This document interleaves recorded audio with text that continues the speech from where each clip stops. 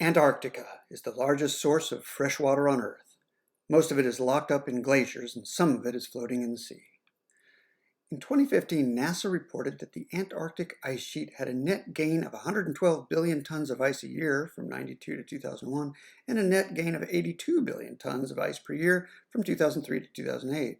This image shows NASA's summary of the entire 20th century, showing much more accumulation of ice and snow, shown in blue, than loss, shown in red. NASA said that? Don't worry, they covered their tracks. In their press release, they said, "Additional scrutiny and follow-up research will be required before this study can be reconciled with the preponderance of evidence supporting the widely accepted model of a shrinking Antarctic ice sheet." Well, let's see what we can figure out. Satellites measurements confirm that it has not gotten warmer in Antarctica. They show a slight cooling trend since 1979, when two separate satellites began measuring temperature.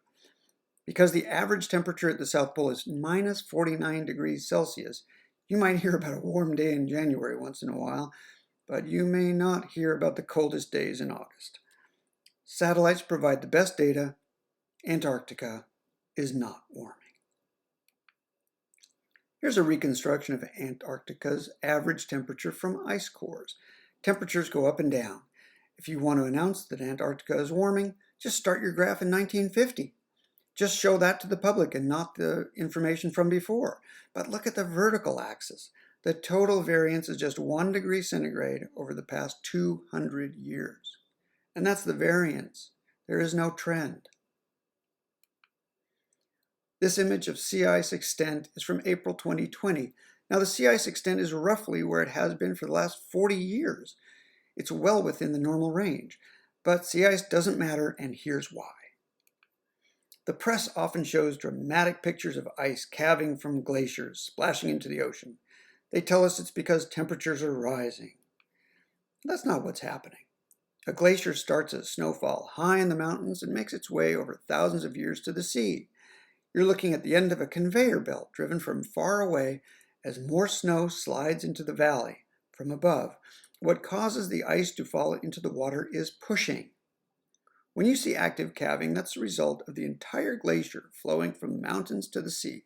The more weight building up on the glacier, the faster it moves downhill, the more activity you see at the edge, and that also goes for the large ice sheets that are floating beyond. Calving today is the end of a long journey for a river of ice as the ice naturally tumbles into the sea. These icebergs are going to break off regardless of temperature.